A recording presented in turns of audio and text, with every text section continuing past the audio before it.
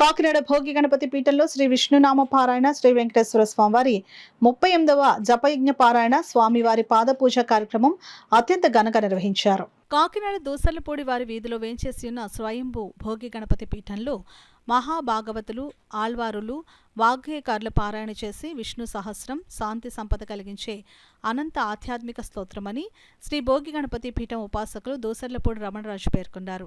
అందులో భాగంగా తెల్లవారుజాము సుప్రభాత వేళ 38వ శ్రీవారి సంకీర్తనలో విష్ణు పారాయణ నిర్వహించారు. మహాభారత అనుశాసనిక పర్వం 149వ అధ్యాయంలో విష్ణు నామాలు అనంత ఆధ్యాత్మికమని పీఠం ఉపాసకులు రమణరాజు తెలిపారు. గణపతి వెంకటేశ్వర విగ్రహమూర్తులకు క్షీరాభిషేకం, దధ్యాభిషేకం, ఆజ్యాభిషేకం, మధు అభిషేకం, శర్కరాభిషేకం చేశారు. శ్రీవారి భక్తులకు పసుపు, కుంకుమ, రవిక, గాజులు ప్రదానం చేశారు. భోగి మంటల్లో స్వయంభుగా వెలసినటువంటి శ్రీ విఘ్నేశ్వర స్వామి వారికి 16వ వార్షికంలో జరిగినటువంటి కవచయజ్ఞం సందర్భంగా జరిగినటువంటి తిరుమల తిరుపతి పాదయాత్రతోటి భోగి గణపతి పీఠంలో టీటీడీ వారు సమర్పించినటువంటి శ్రీవారి పాదాలు ప్రతిష్ఠితమయ్యాయి. ఈ యొక్క శ్రీవారి పాదాల వద్ద ఈ శ్రీవారి జపయజ్ఞ పారాయణ జరుగుతూ ఉంది. ఇది 38వ శనివారం.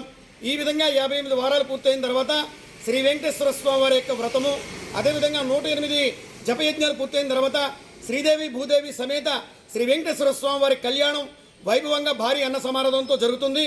ఈ సందర్భంగా ప్రతి శనివారం కూడా 7 శనివారాల పాటు ఆవునితో దీపారాధన చేసుకుని ఈ యొక్క గోవింద నామాలతో విష్ణు సహస్రనామ పారాయణ చేసుకున్నటువంటి వారికి సకల భోగ భాగ్య సిద్ధితోటి సకల ఐశ్వర్యాలతోటి మనోవాంఛ ఫలసిద్ధి కలుగుతోంది.